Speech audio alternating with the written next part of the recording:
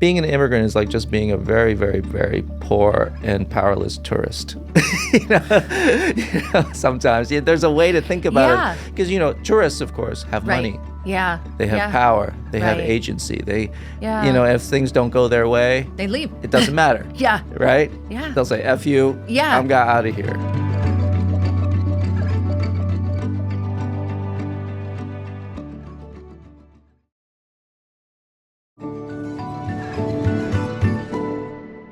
I am so thrilled to welcome you, Chang-rae. So thank you for coming to Reclaiming. And we have someone in common that you knew in your 20s. Really? I know. My publicist, Deanie von Muffling. Oh, my goodness. She's your publicist? Yeah. I know Deanie. We had some great times in New York. This is after college. Right. In New York City. And oh gosh. Yeah. Yeah. So she says fantastic. hi. Oh my goodness. Please tell Deanie. I will. Say hello. I was really sort of excited to chat to you because I think aside from American Mahjong and crystals, I love to talk about aftermaths. Mm-hmm. And so much of your work explores aftermaths. Absolutely. In such an interesting way, especially in your new novel, A Tender Age. And I was thinking about it as I was going through the interview map and writing things and about how even just like with the etymology of aftermath, that even though the math is for second growing and not mathematics, like there's kind of this interesting idea too, if you think about if it were to be mathematics and formulas in this idea of survive. I don't know. Does that make sense at all? Well, I think whether you do it explicitly or not, all your life you're kind of adding things up, right? Yeah. Right? Yeah. And you're kind of thinking, how does this come to a whole? How, where am I falling short? Where are the gaps? Where it's not really building to a place where you thought it was going to build.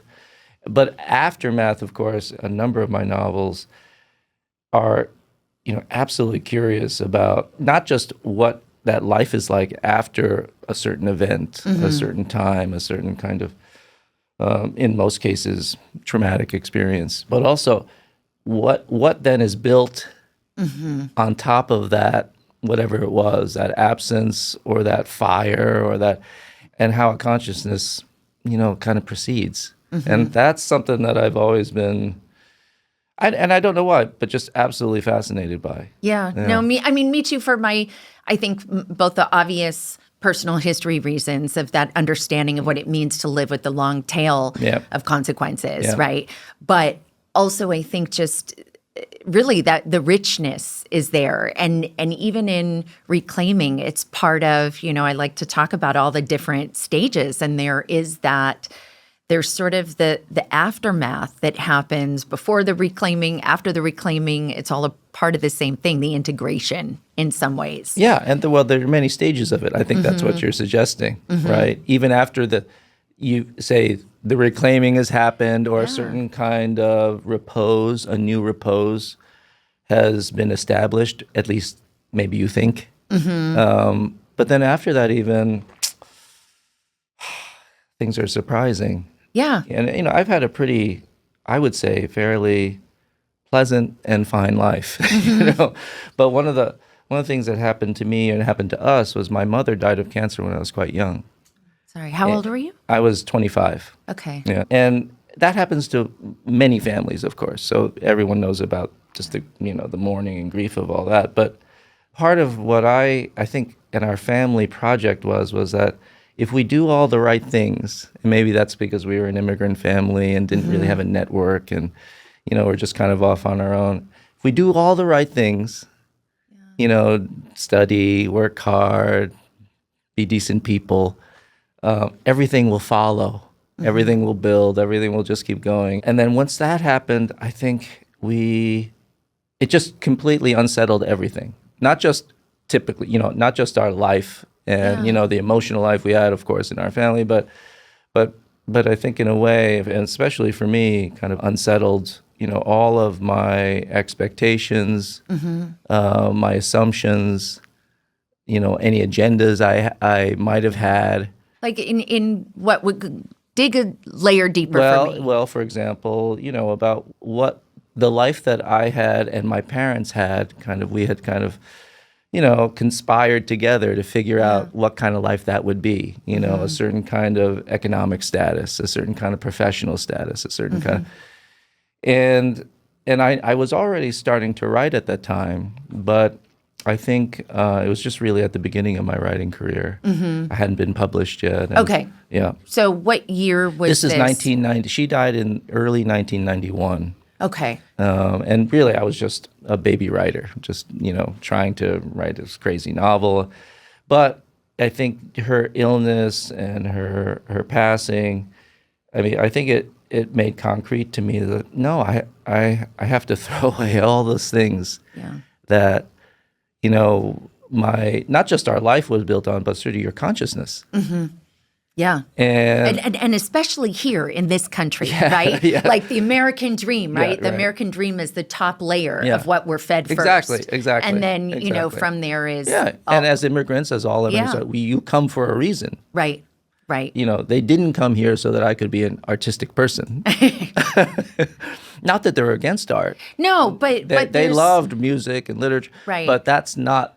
That wasn't the point. Well, you're Gen X, right? Yeah. Well, I'm on the cusp. Are you Generation Jones? What is that? That's in between. I only learned this because I wrote a piece and I was like, well, what generation is Obama? And I looked it up and he's Generation Jones. It's this small window between the boomers and Gen X. Yes, I think I'm born in 1965. So it's right on the, on the cusp of both. Yeah. But I think especially for our generation that there's there were a handful of lanes that were quote unquote guaranteed to make sure you had a good income. Yeah, exactly. Right? Exactly. And sort of those prescribed. Yeah. And we did all those things. I went to good schools. Yeah. And I did and I did reasonably well. And and so things were proceeding, and as we were saying before, the math was adding up. Yeah. Right? But then of course everything falls apart for me then, and especially being a young man, but I know it took me a long time to process all that, just as a person, as anyone would, losing a mom or losing a parent or beloved. But also, and I think it shows in my work, because particularly the first 3 out of the 4 novels are novels of mourning, really. Yeah. Oh, that's a really... I didn't write them because of, in that sense, and I didn't write them as therapy. Yeah. But I was kind of sad about the world. Not just sad about, obviously sad about my mom, sad about my family, but just kind of a little angry and sad about how life goes. Yeah. When I had really no business being sad and angry. But it is, because I get it. Like, I don't know if this will totally land, but I had this fucked up experience in 2011 where I was almost carjacked. Basically, in LA, it was 4 guys. One of them had a gun. Like it was terrifying. It was real. It was real. Yeah, it was real. It was terrifying. I was one of those things where really unlucky it happened, so protected. And like my windows were up, my doors were locked. And all of a sudden I realized I can drive away. And I did. And so all of those things. However, it completely changed the way I move through the world. Like, I used to be someone, I would have gone in a forest by myself. Oh, empty beach, even better. Noise in the apartment, it's just the upstairs neighbors. Everything changes. So after that, I don't walk on the beach. But like, if I got to the beach and it was deserted, I would feel unsafe. And it was that cracking of the foundation of how I understood the world worked. Like, yes, I knew these things happened. But, and your place in it. Right. Yep. And that sounds exactly, what was your mom like? She was an amazing person. Her background was interesting. She was a fantastic basketball player. Okay. And she was she was the starting point guard for the national team. Oh my God. In Korea. Okay. Wow. And she was a real beauty too. So people knew her. Like I'll meet people just in the course of things, older people, and they'll say, I knew who your mother was. Right. So she was sort of famous. She was I remember seeing a picture of her in Time magazine from 1956. Oh my And it gosh. wasn't Okay. about her, but she was sort of the model for a shoot about Korea and she wasn't a model, but she was just in her own little way Yeah. prominent. You talk about story and narratives in a really interesting way that I felt was like different from what I've heard before, in terms of that they're this set of facts and then everything else is story. Well, yeah. Yeah. Yeah. And the stories we tell ourselves and create. But I mean, I think in that sense of how we may have those same experiences, and then the stories we wrap around them and how those stories define us. And so what is that philosophy for you? Well, I think it's just, when people talk about like the story of your life, right? And people say, "What's the story of your life?" And it's a really funny question, because what are they really asking? Are they asking about the facts that happened, Right. or are they asking about how you arrange those facts, how you perceive those facts, and how they, built into something and grew into something else? And so I'm always, when I'm talking about this with my students, and I'm not a philosopher of life, that's not my job, but as a novelist, that's all I think about. And what I think about in terms of in terms of narrative, is that life as it is so surprising that if you can capture just a little bit of the melee of it, of the messiness of it, of the the quirkiness of it, then you've done some part of your job. And just to think of the life as just all these little molecular pockets that don't necessarily, because we want to have a narrative where it's like this went to this, and I did this, but really, it's just this really messy conglomeration of all these little packets. Yeah. That the storytelling part, whatever the way you want to couch it or present it, yeah, you could tell the story about it, but that's just the story. Yeah. Well, it's interesting because with juries, right? Everybody wants a story. Yes. And so in order to, it's one of the really fascinating parts about juries and the courtroom to me, is this thing of that we're all sort of looking at facts, we're sort of looking for quote unquote truth, and yet people will fill in details. Yes. Absolutely. And it's that what they think of probably truth is the story that holds together best. Whether that totally hews to the truth, who knows? But so I well, and also I think what always becomes interesting to me about this, and it's funny, I actually remember having a debate when I worked at the Pentagon in my old life, and because I worked for the spokesman, when the secretary would travel internationally, a whole press contingent went with him. And so I would type on the airplane all night long, and I didn't know how to type, but that's a whole other story. However, I remember having a debate with one of the journalists about truth, of that how do we even decide what the truth actually is? Because if, he was angry about having been given a bad seat on the plane, he's going to interpret exactly what he sees, that he's considering facts possibly differently. Yeah. And so who ultimately is the arbiter? Who's the arbiter of truth? Well, that's why you need to be the artist and novelist. Yeah.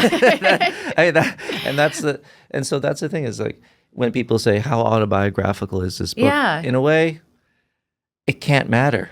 It's, I'm telling that story that I'm telling the story that I want to get out of it, not the story of what happened. And the story that I want to get out of it is who knows what purpose and reason I'm telling the story. I know maybe I don't even know the reason I want this story to be told. There's just some human need, some obsession, some impulse. Well, it's a channeling. Yeah, channeling. So, I mean, and I'm not in full control of it. I think, as most novelists will tell you, we're not in full control. It feels like we are. Right.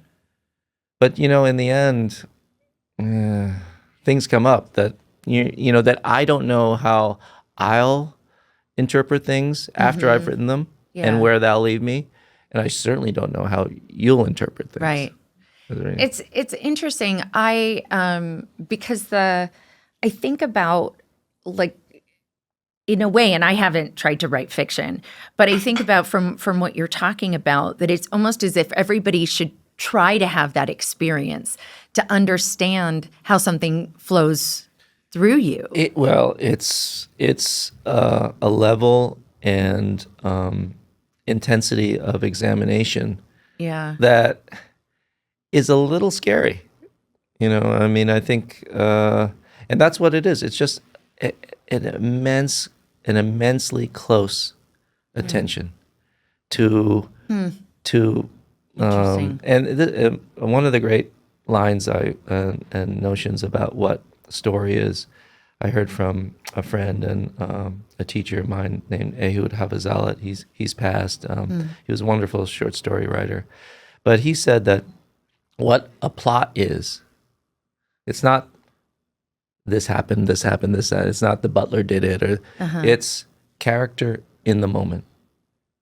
Oh, wow. And I think that's one of the most instructive. Yeah. And that's like looking at it from the other way around, right? I mean, that's really interesting. That's all a story really is.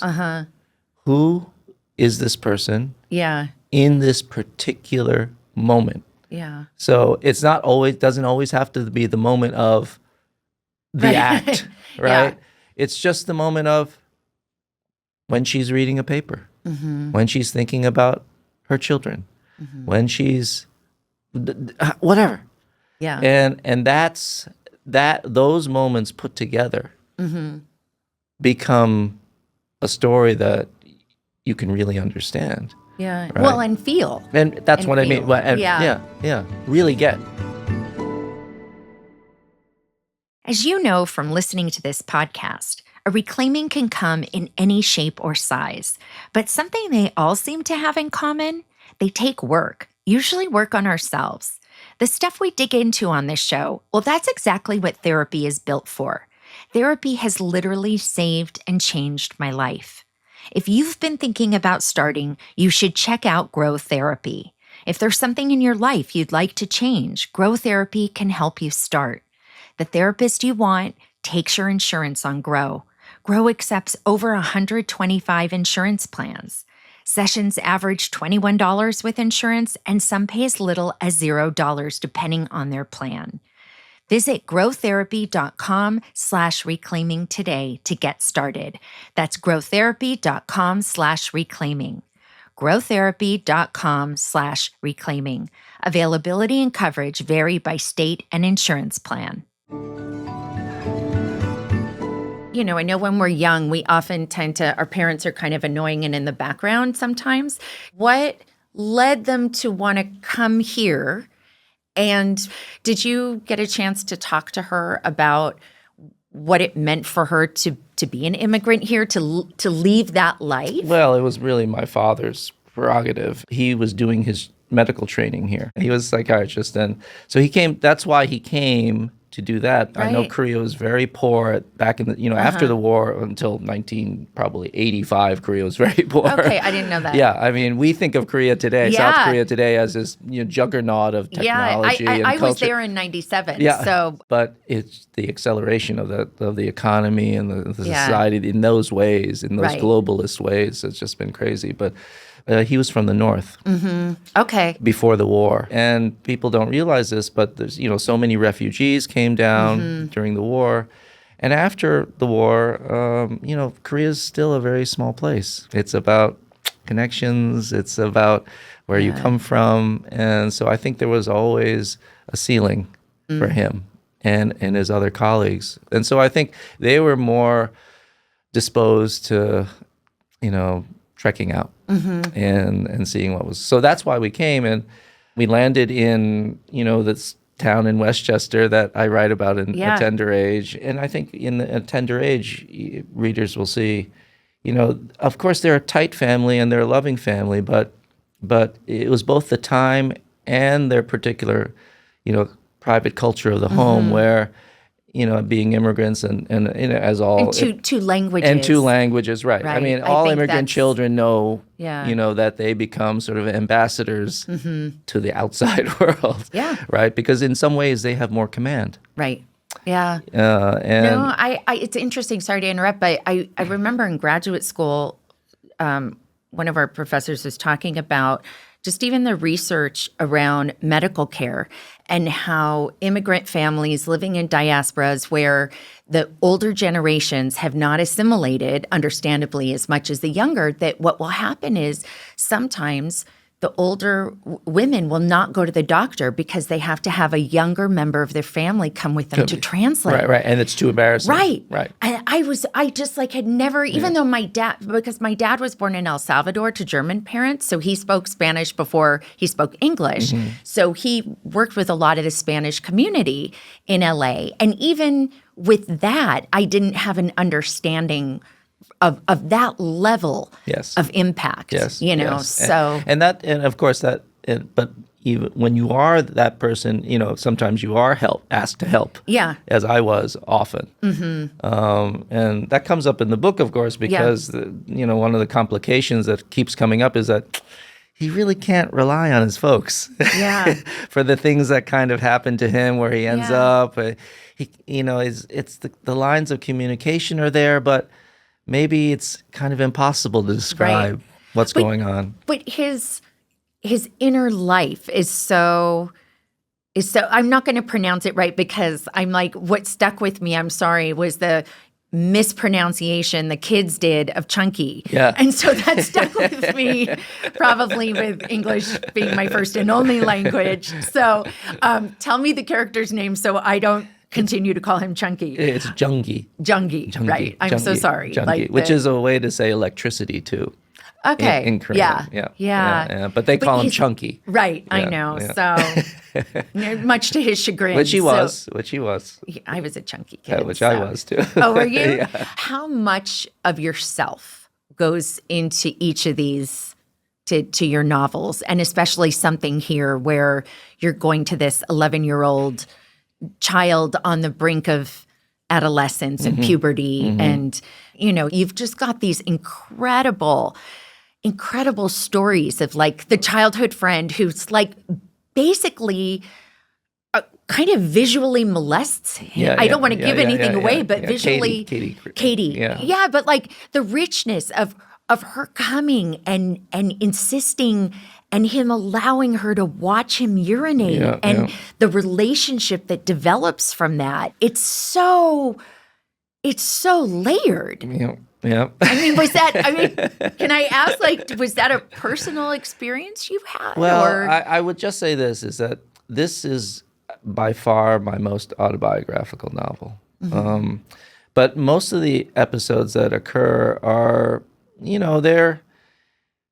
they're kind of extensions or deformations of things that really happened. Yeah. So I would say that one could say if they knew me and they were in my life, they'd say, well, none of that really happened. Right. But I think you could also say, but it very well could have right at that moment.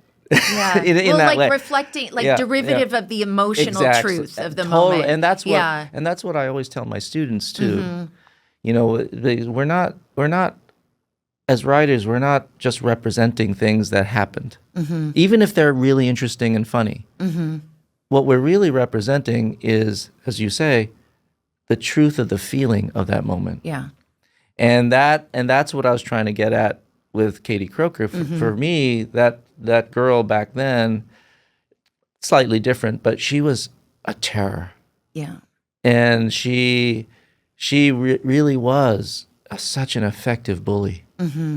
Someone that I'll always... In a really twisted way. In a twisted way that and she was a brilliant bully in a way. And so I wanted to capture that in the character. Yeah. You know, and I'm sure my own 10-year-old self experiencing that, it was just an outsized emotion, but that's exactly what I want to get out. But that's a pretty deep imprinting, you know. I mean, I think we all from childhood have so many of those kind of experiences, right? Where I think it starts with just the exploration of differences in our bodies right, whether it's from boys and girls or to our parents, you know, and understanding those things. And, you know, the moment where it's like, oh, you can't give me a bath anymore. You know, these subtle things that never really get discussed. And the characters are so well drawn. Well, I wanted to try to capture the intensity of childhood that way. As I said, it's like, it's outsized. You know, I think if you were just looking at it from a vantage point outside, you think, oh, that wasn't so bad. But inside, of course, no matter what we do, you know, whether it's happy stuff or kind of dark stuff that happened to us. So that's, I mean, the other books are not. People sometimes assume they are, but they're not. But as I said before, they're really more, they're autobiographies of the heart, I suppose, and of the soul. You know, things that I've just obsessed with, that I worry about, that I, you know, and that I find stories and characters to embody those things. But and sometimes they're historical, sometimes they're completely made up. But this one is definitely, you know, friends who will read this novel will see parts of themselves, and they'll know that, he really did live there. Yeah, you know, and he did go to do those things. How do you feel about it being out in the world? Like, does this feel like a different experience of birthing this novel, and what people's reactions are given the? Yeah, I mean, I must admit, I don't think I'm quite ready for the reactions to the book. Why? You know, I think, I mean, people will have reactions because it's just a novel and the stories and you know, the characters and stuff. But I, you know, when maybe I'm not quite ready for people who know me to be talking about the novel. You know, people who don't know me. Right. They'll just, they'll just be like, it's like, it's a story, it's this or that. And I never was interested in writing about my life, to tell you the truth. So, what opened that up for you? I think it's probably my age. You're young. Yeah. I mean, it's at this point, you know, I've been feeling like I should, while I have enough, you know, some semblance of wits about me, to try to remember these things, to try to, you know,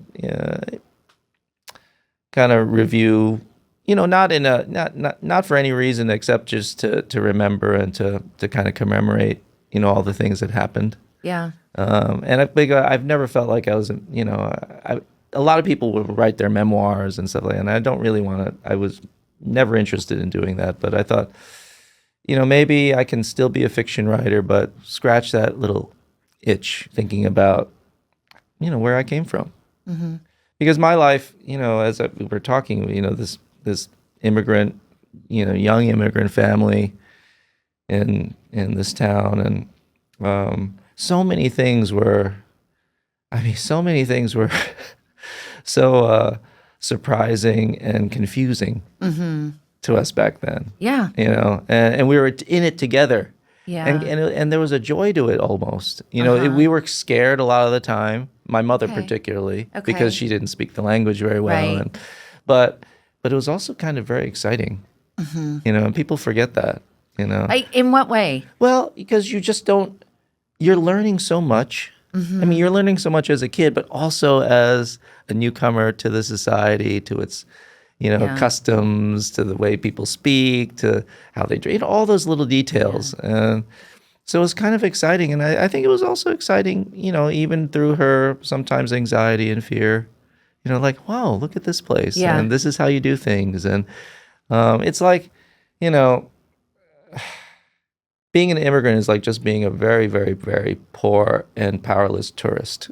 you know, sometimes there's a way to think about it, because, you know, tourists, of course, have money. Yeah, they have power. They have agency. They, you know, if things don't go their way, they leave. It doesn't matter. Right? Yeah, they'll say, "F you." Yeah, I'm got out of here. Right. But for those of us who are, and you're stuck. You know. Well, it's really interesting because I think you've said, might be quoting you, but about how you're not a novelist who only writes about immigrants. That does come up frequently in your books, but also that idea of the immigrant experience being dystopian. Yeah. Which I think is what you're capturing, what you're talking about right now. Yes, because everything is phase shifted. You know, it's not quite what you expect. It's like a dream world. It is a dream world. And people people say, you know, did you feel that when you were young? And I always think that, you know, people always ask me, do you like fantasy and reading comic books and stuff when you were a little kid? And I said, you know, I never did because life was already like that. Yeah. I didn't have to go to another place. Right. As a reader. Were you a rich storyteller as a kid? I was a reader. I was not a writer. You know, I was a voracious reader. Okay. And that's pretty much, aside from playing sports and fleeing the clutches of certain girls. Yeah.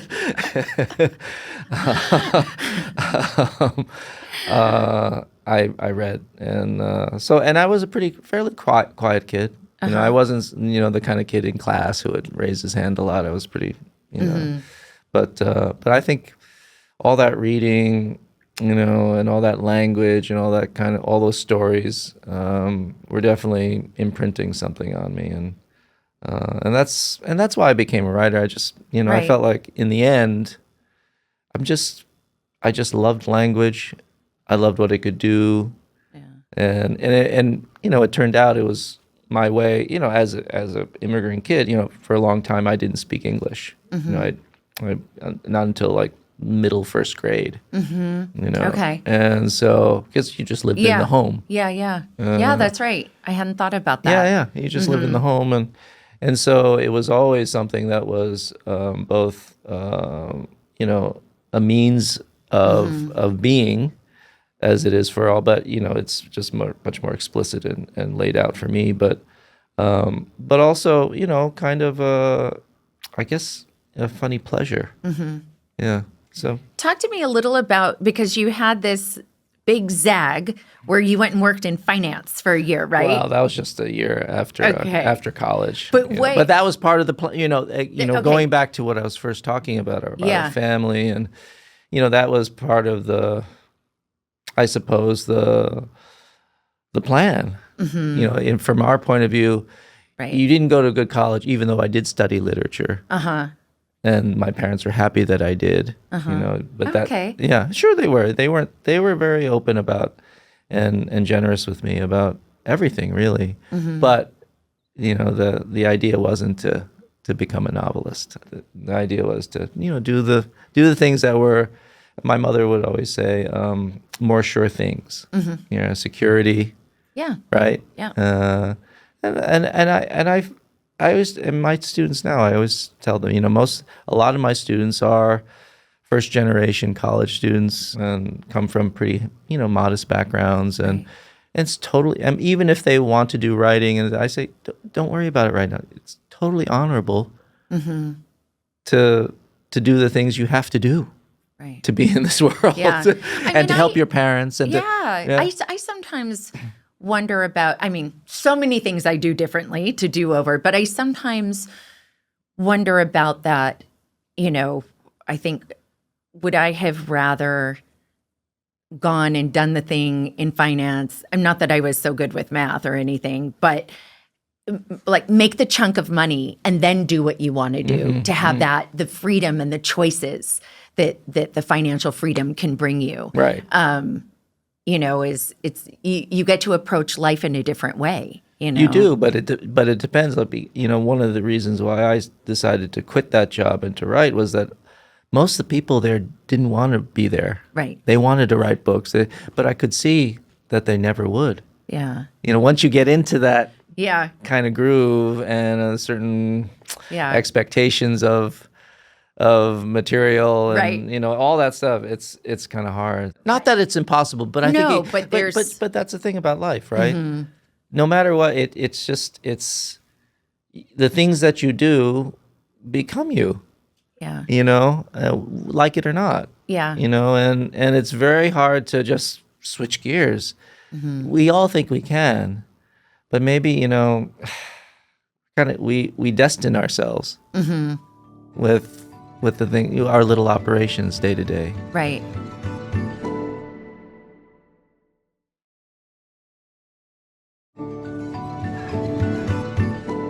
How do you discern between this is an idea running through my head and this is a story I should write?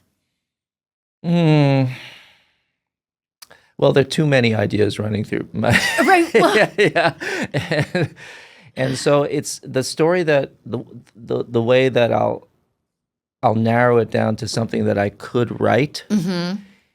For me, it's usually some, forays with actual test writings. okay. It's not just, it can never be just the idea. Even if it's I've had Oh, that's fabulous, interesting. I've had fabulous, what I was thinking like, oh, this is a great story. Yeah. Da-da. But if I can't really feel the language of how I'm going to present those characters and how they think about themselves and in whatever voicing that is and whatever setting, if I don't see that and feel that in the right way, then I can't do it.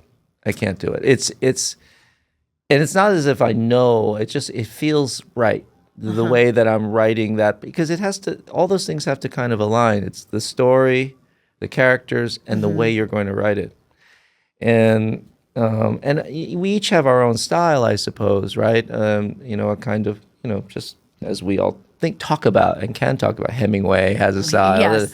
But even within that, in that mode, I think the writer can find his or her, their finer gradations of, I suppose, suitability. Where it's really working. Yeah. And you really feel like, this is all married in a very natural and right way. And so it took me, for example, in A Tender Age, a couple tries to find what the narrators, because it's not the 10-year-old boy telling the story. It's someone looking back telling the story. But I wanted to find a particular way of looking back in terms of that voicing. Yeah. Certain kinds of texture, certain kinds of capabilities, I suppose, of what he's able to look at. Yeah, and it's interesting too because you find a really perfect balance between the adult looking back and sort of seeing layers of nuance that you would never see as a kid. You couldn't see. Right. Right. But also the sort of the wide-eyedness and the, how you're able to look at things when you're it's not lens, but it's like the older we get, we've experienced and consumed so much more. Yes. Right? And so then things get blocked out. We don't maybe pay as much attention. We're jaded. Right. We're jaded. Our sensations are almost jaded. And, yes. But so I absolutely wanted to capture the did, wonder and I think. exuberance of that boy. Yeah. And, all his confusions, all the intensity of his emotions. Yeah. But I didn't want to be trapped by them. So I wanted you to feel them, but then be able to sit back a little bit and say, this is in the larger context. So it's really more about contextualizing, I think in this book, contextualizing those pops of emotion. Right. Okay, so now I think that there were about 20 years between your writing Aloft that looked at masculinity a lot.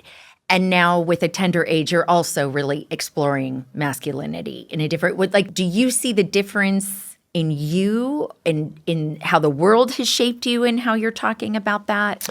Well, I think in this book, it's because he's so young.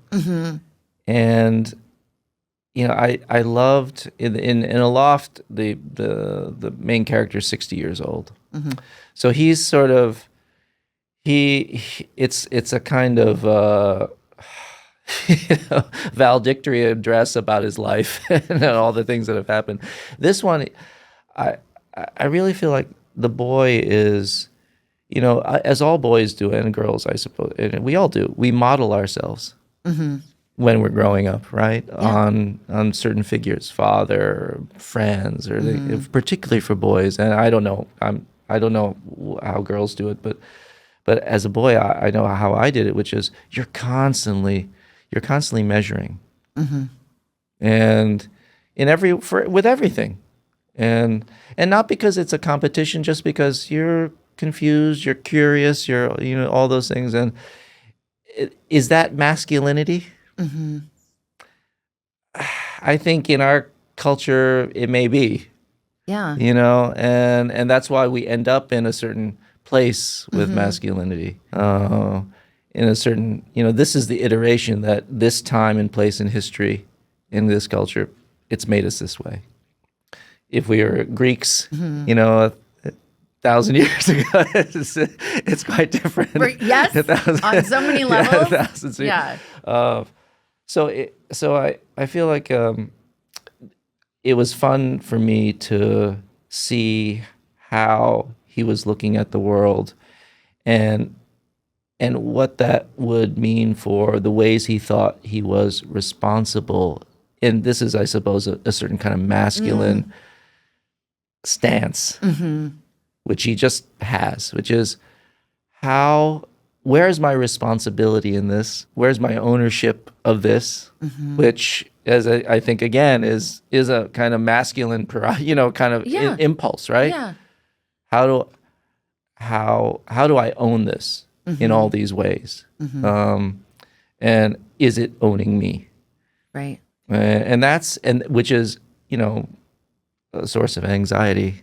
Yeah. A source of, Well, and it's interesting because what it's making me think about is how those are the components of an aftermath, right? Is sort of what do we own and what's owning us, right? And because that can be almost, I think that's what's scary, in a real emotional way, is how, say, powerless we were, not just in a situation, but that we feel like we're absolutely exposed to the world, which I think Jung-gi is in this book.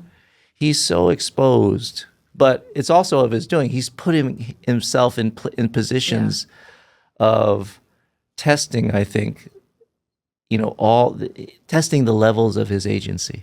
Yeah. And I think that's, for better or worse, I think that's kind of the curse of masculinity, at least for him. And you have two daughters, Yes, right? And so did you, I don't know the right way to phrase this.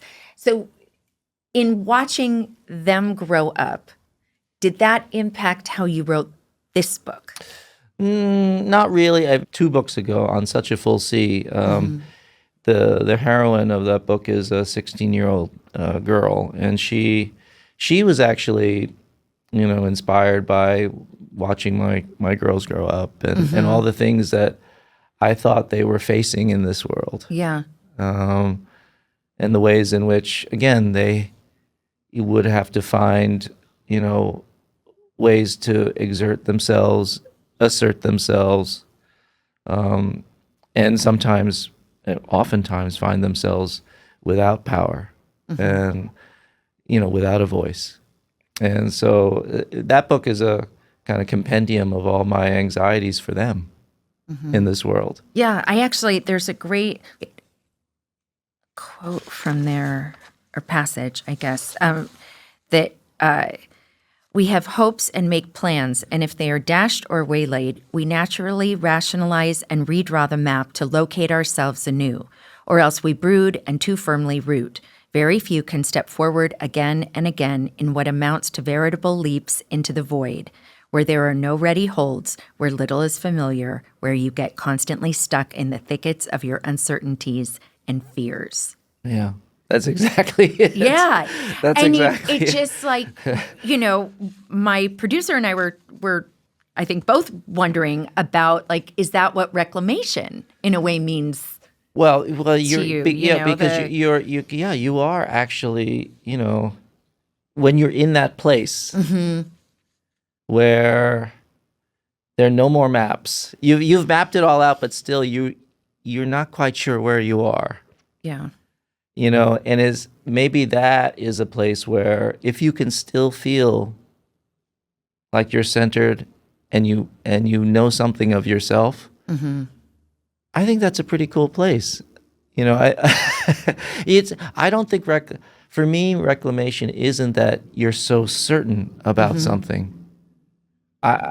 Because I think that's a fiction. Well, I think it's more about and it's sort of I think it becomes that relationship, and you've talked about this elsewhere in a way, is that it's in the after that we write the story, right? And so the kind of like you can't know it's a reclamation until you're on the other side of it, right? And you're looking, going, okay, things are markedly different. This thing that I had lost is now found. Either that specific thing or something new has come in, and the integration that has to happen, and kind of like that. Yeah. No, I think it's essentially a very quiet place, and where the storms have happened, and you've, to continue with the metaphor, you've shut all the windows. Everything is set, and it feels like, okay, I've handled this. But that place, I think, what you read from On Such a Full Sea, is still a place of, I think, wonder. But it's not. It doesn't have to be joyous wonder. It doesn't have to be. But it's still wonder, which is, I've been shifted a little bit. Yeah. And maybe I don't know the ground. Maybe the ground that I'm standing on now is not exactly what I thought it would be. But I'm handling it. Yeah. I'm handling it. Yeah. And I think that's where, in that book particularly, I think that book is a lot about that. And maybe, in a funny way, all literature is. All real stories, I think, are about people looking for, all the talk is now about the Odyssey. Yeah. I haven't seen it. I saw it. And what'd you think? But I love the spectacle of it. I really do. He's the incredibly, Christopher Nolan's one of my favorite storytellers. Absolutely favorite. Yeah. And one of my favorite movies is Dunkirk. Okay. Yeah. I'm more a Inception and Interstellar girl, but Dunkirk was pretty powerful. But I also think Dunkirk meant something different to men than it did to women. Oh, interesting. I just think. What do you mean by that? Well, I think that there are not many experiences for women where you have a vast number who you all come together and that you're sort of like living on a ship with this one mission. Yeah. I don't think we have a lot less of those experiences now for modern men, only if you're in the military, really, right? Or on a sports team. Right. But I don't know that women ever really had that. Yeah. So I think it was I think that interesting. I never thought about it that way. But I didn't either until just now. So. But let me tell you. So I wrote a script last year for the director Ang Lee. Oh wow! Okay, where is that in? He just finished shooting it. Oh my gosh, how exciting! Yeah, and it's based upon a book by a wonderful novelist named C. Pam Zhang. Okay, don't know that name. Yeah, and she's from the Bay Area, Chinese American. She wrote a beautiful novel called How Much of These Hills Is Gold, and it's about a Chinese family in post-gold rush California. Yeah. Wow. And their struggles and their way to make their land. So a producer that I knew and had worked with Ang came to me and said, would you like to give it a shot to adapt this novel for a screenplay? And I really loved the novel, and I thought, oh, well, cool to maybe work with Ang. And so I wrote it, and Ang liked it. And so we started working it. So the whole thing it just smash bang, it went forward. Wow. Like a missile. It's not always that easy. And so, because it's Ang, right. We got financing. And so, yeah. So he just finished up shooting. Oh my gosh. I think this week out there. Did you go to set? I couldn't because I've been in Europe and in Italy for the last 4 months, but I did go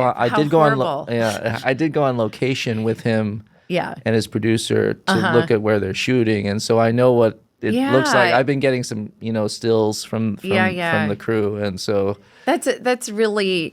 I'll be very curious when it comes out to hear from you what the experience is to have had an internal vision of something, and then what his external manifestation of it, which is so right. I mean, that's, as a novelist, I'm in complete control. Right. Yeah. I'm God. Yeah. I'm the universe maker. Yeah. I'm the final arbiter of everything, as we all know. But with this, it's the first third of it, really, because what happens on set with the actors, with Ong, with it, and then the editing, exactly. Yeah. And the music, all that stuff. Yeah. So for me, it's fun. And I loved working with Ong and learned so much from him. And so it was great. Oh, that's great. Yeah, do you know when?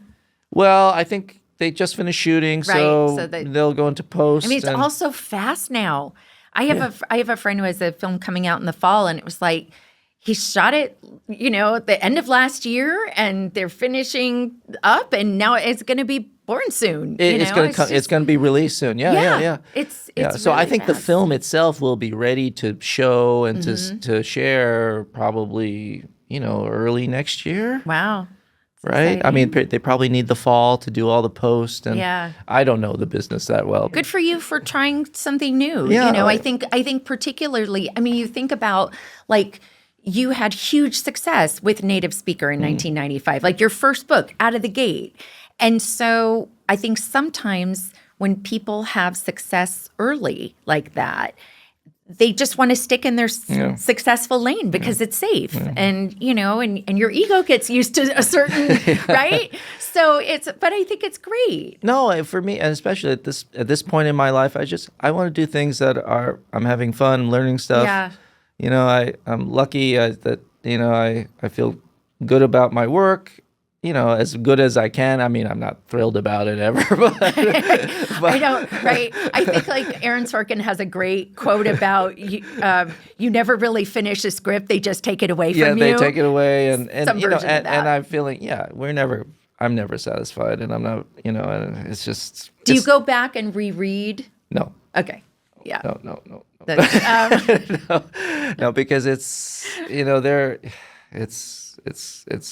it's crazy, but it would drive you nuts. It would drive me nuts to do all of that kind of stuff. I know, I can imagine just the thing of the permanence and the feeling of, what I know now and how I would look at this now. And as a novelist, as I tell people who are trying to write novels, really talented writers, is that you just have to keep moving, because you can. Oh, interesting. If you keep trying to perfect the last sentence and the last paragraph and the last chapter, you can stay on chapter 1 for the rest of your fucking life. Yes.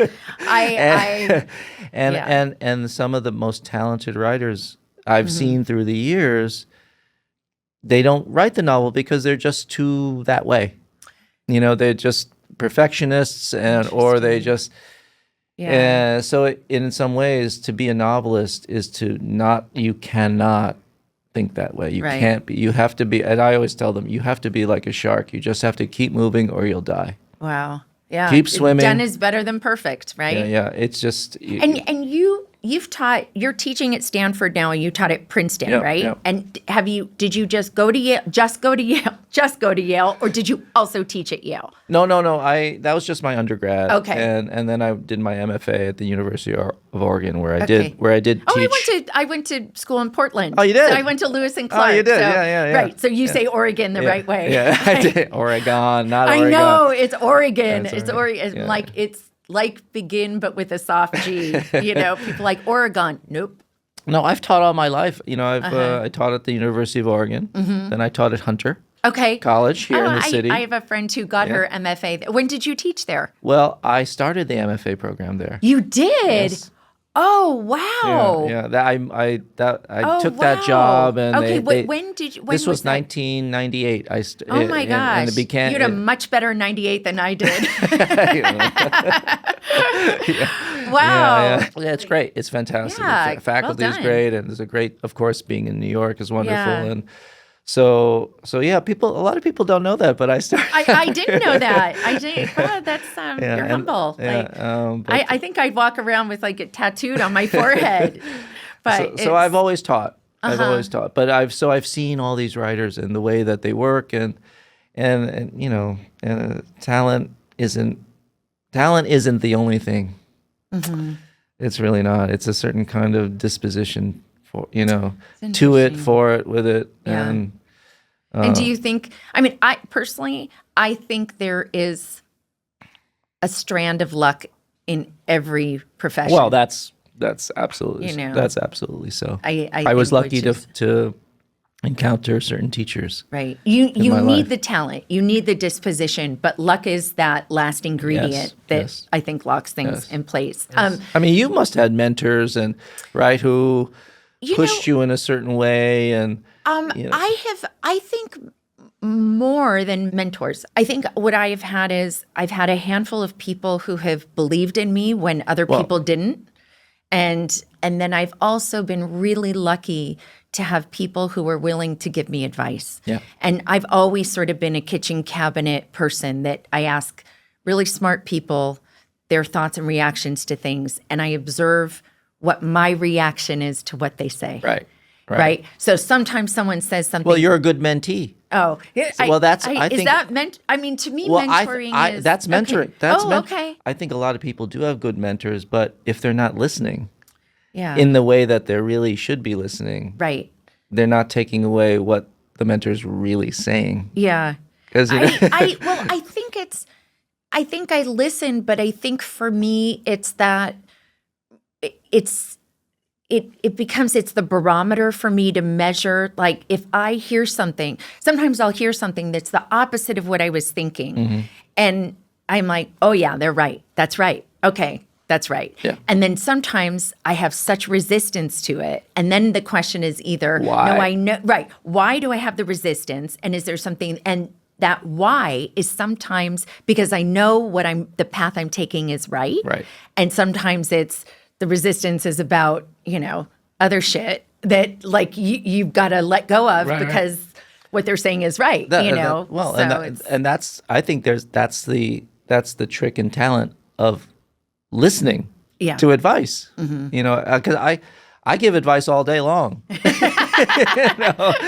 You're a teacher. like Lucy in Charlie Brown with your. I give advice all day long as when I'm the professor. Right. But what you describe, I always see that in my office hours, which is sometimes they're not really listening. Sometimes they just want to ask. Yeah. Well, it's like, sometimes when you do a Q&A at an event and someone gets up and they're like, I have a question. And then they just give a comment, you're like, okay, it was positive. So thank you. But they just had to get that off their chest and see how that flies kind of thing. So it's interesting. But I had some great people who did all those things, like, gave me good advice, but then, saw who I was. Yeah. I'm so excited for people just because the book's not out yet, but this conversation will come out right as it's coming out. But I'm so excited for people to get to read this that feels the novel with the layer of autobiography there. And I think it's going to be really interesting for you personally. Yeah, I hope so. Yeah. I think it will be. And the next book, people ask me, so what are you working on next? I wasn't going to ask you that. No. Okay. No, well, I've just been taking notes, but it will also be a semi-autobiographical novel, I think. But a romance. Okay. Yeah. Do you feel like I took these courses a long time ago, and this woman used to talk about she would talk about men's stages from being a prince to a king. And there's a difference of like the prince is sort of searching and building, where the king is sitting and building from wisdom. Do you feel like you've sort of maybe? I feel like, well. I mean, wisdom, I guess that's putting you in a wisdom. I'm definitely wiser than I used to be. That's for sure. But I should hope so. Yeah. but I think I'm just calmer. I think I feel much more sort of tranquil as. Now, I'm not tranquil when I'm working because that's always very, stressful and it just takes, I know when it's working because I sweat. I literally sweat at the desk. Wow. Okay, that's interesting. Yeah, I just kind of like, I know if I've written something that's maybe worthwhile, there's this response. Physical. What a fascinating conversation to have with yourself. Like that your body. Absolutely. That's so interesting. I don't know if this happens to other writers, but when I'm too comfortable and it's just kind of going, maybe it's just kind of flat, but when I've hit something, I think, either rhetorically or plot, like plot, talking about plot, in terms of action or feeling, something like that happens. But I feel like, going back to your question, you feel more kingly than princely? I feel like, it's not about command, or control. It's more about just maybe faith. Maybe faith that I guess it'll work out, Whereas before, it's just you feel like you're on a treadmill of emotion. Like, will it work out? Will it work out? Where am I going? And now I don't know anymore because every novel is different, and I always feel like I'm, grasping. But I feel like I guess it'll work out. Yeah. And that I think is a nice place to be. Yeah. I might be wrong. Well, you can come back for when you're publishing the next one. But so the last question I ask everyone is if you were, and it feels like this whole conversation is your answer, but are you currently working on reclaiming anything? And we use a very elastic definition here of, getting back what was lost or taken from you. Right. Well, I think, what I was talking about early on about my mother. And I think it's not about her anymore. I think it's not, I would miss her all the time, but but it's not that. It's more, I think I mentioned something about being kind of sad and angry with the world and with the way, life proceeds. And I think it's taken me a long time to kind of, and maybe it's having my girls but I feel like I've reclaimed that as, I don't have to feel that way anymore. Even though I'm so afraid of bad things happening to people I love. Same. So afraid. But it's not that, kind of global, kind of sense of being embittered by it. Because I know, again, just things happen. Well, I think there's also that point where, and I guess you would have hit it when you were turning 50, which you've now been without her for as long as you were with her, or much longer. Yeah. For me, there was a point where it was like, oh, I've now been a well-known person for longer than I wasn't. Yeah. And so I think there's something in the alchemy of that. I think so. I think so. Did you feel in A Tender Age, did you feel her coming through since you're like... Well, so much of the book has her in it. Her a presence of that kind of mother or that kind of person, for sure. And, and he goes back to her in certain moments, both physically and in his psyche, and in a way that he doesn't do with the father. In the story. And so there's something about, this is a book about him, but she's probably, his sun and moon. That's sometimes obscured by all the, the clouds of his fuck ups. Was your mom the sun and moon for you? Yeah, absolutely. And what was her name? Her name was Inja. Inja Hong. Hong Inja. Hong is her last name. Yeah, yeah. And so that's definitely in there in the book. And, in some ways, probably she's in every book of mine, and always will be. Yeah. Yeah. Oh, this has been so lovely. Well, Thank you. It's been a great. I love that we were just able to talk for a long time. Yeah. Sometimes it's just too quick. Yeah. Well, I think that's the sort of beauty of these kinds of conversations is you get to let a moment breathe. Yeah. Yeah.